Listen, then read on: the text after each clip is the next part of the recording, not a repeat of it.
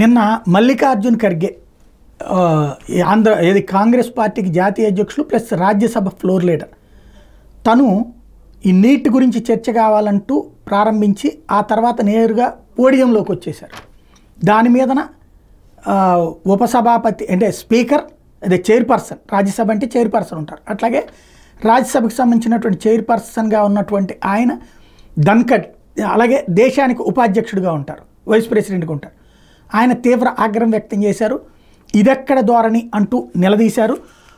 ఏకంగా ప్రతిపక్ష నేత ఉపనేత ఇద్దరు వెల్లోకి దూసుకొచ్చేంత స్థాయికి పార్లమెంట్ సంప్రదాయం దిగజారిపోయిందంటూ సభను వాయిదా వేశారు. కానీ ఇక్కడ గుర్తుపెట్టుకోవాల్సింది ఒకటే, అసలు ఈ సిస్టమ్ అన్నటువంటిది ఈ మాటల ద్వారా ఈ సానుభూతులు జనాలకు అక్కర్లా.